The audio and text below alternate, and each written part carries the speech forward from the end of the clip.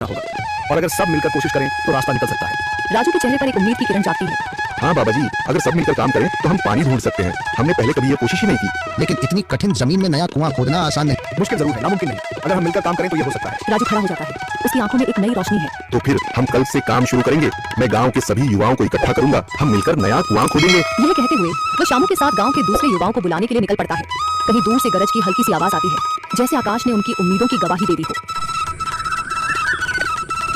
अगली सुबह राजू और शामू गांव के युवाओं को इकट्ठा करने निकल पड़े। चौधरी मनीष की हवेली के सामने एक भीड़ जमा है। बाबा जी, संदरी, गांव के कुछ बुजुर्ग और किसान सभी मौजूद हैं। हम हाथ पर हाथ रखकर नहीं बैठ सकते। अगर अल्लाह ने हमें हिम्मत दी है तो हमें खुद पानी के लिए मेहनत करनी होगी। हम एक नया कुआं खोदेंगे। लेकिन राजू, क्या हमें यकीन है कि वहाँ पानी मिलेगा? बेटा, पानी जमीन के अंदर होता है, बस सही जगह खोदने की जरूरत है। हमने अपने बुजुर्गों से सुना था कि पुरानी नहर के पास जमीन नरम थी, शायद वही पानी हो। बाबा जी सही कह रहे हैं। अगर तुम सब यह काम करने के लिए तैयार हो तो मैं अपने कुछ मजदूर भेज सकता हूँ। धन्यवाद चौधरी जी, लेकिन हम सब खुद भी मेहनत करेंगे। यह हमारे गांव के अस्तित्व की लड़ाई है। संदरी, जो अब तक चुप थी, आगे बढ़ती है। हम औरतें भी पीछे नहीं रहेंगी। हम पानी लाने की व्यवस्था करेंगी, खाना बनाएंगी, ताकि तुम सब आराम से काम कर सको। यही हिम्मत चाहिए थी संदर। पूरा गांव एक नई उम्मीद के साथ कुआं खोदने की तैयारी में जुट जाता है। दूसरी ओर कुआं खोदने का काम शुरू हो चुका है। राजू, शामू और दूसरे युवा बेलचे चलाने लगते हैं। मिट्टी बाहर निकाली जाने लगती है। तेज गर्मी के बावजूद सब पूरी हिम्मत के साथ जुटे हुए हैं। दोपहर की तेज धूप जमीन आग की तरह तप रही है। गांव के लोग लगातार कुआं खोदने में जुटे हैं।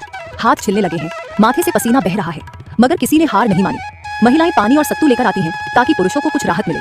हमें और गहराई तक जाना होगा। अब तक सिर्फ सूखी मिट्टी और पत्थर ही निकल रहे हैं। राजू, ये बहुत कठिन काम है। अगर हमें पानी न मिला? अल्लाह मेहनत करने वालों को कभी निराश नहीं करता बेटा। तुम सब अपनी कोशिश जारी रखो, पानी जरूर निकलेगा। हिम्मत मत हारो, अगर अब रुक गए तो फिर कभी पानी नहीं मिलेगा। सभी फिर से जोश में आकर काम में जुट जाते हैं, मगर सूरज की तपिश बढ़ती जा रही है और कई लोगों की सांसें तेज चलने लगती हैं। तभी एक तरफ से रामलाल और उसके आदमी हंसते हुए आते हैं। अरे भाई, तुम्हें लगता है कि जमीन तुम पर रहम करेगी? हाँ हाँ, ना समझ लो, ये सब बेकार की मेहनत है। रामलाल, हमारा हौसला मत तोड़ो। अगर तुम मदद नहीं कर सकते तो कम से कम मजाक भी मत उड़ाओ। मदद? हाँ, मैं अपने कुएं का पानी बेच सकता हूँ, मगर मुफ्त में नहीं दूंगा। राजू सब अनसुना कर फिर काम में लग जाता है। शाम होने लगती है, लेकिन अभी तक पानी का नामो निशान नहीं। कुछ लोग मायूस होकर पीछे हटने लगते हैं। राजू, शायद रामलाल सही कह रहा है, यह सब बेकार है। नहीं शामू, हमें हार नहीं माननी। अगर आज हार गए तो फिर कभी हिम्मत नहीं कर पाएंगे। तभी अचानक फावड़ा किसी कठोर चीज से टकराता है। एक अजीब सी आवाज आती है। राजू चौंक कर देखता है और जल्दी जल्दी मिट्टी हटाने लगता है। अचानक एक ठंडी लहर महसूस होती है। सभी लोग दौड़ कर आते हैं। जैसे जैसे मिट्टी हटती है, नीचे से गीली जमीन नजर आने लगती है। सब हैरान रह जाते हैं। सुभान अल्लाह, मैंने कहा था ना, अल्लाह हमारी मेहनत को छाया नहीं करेगा। राजू और बाकी सभी जोर लगाते हैं।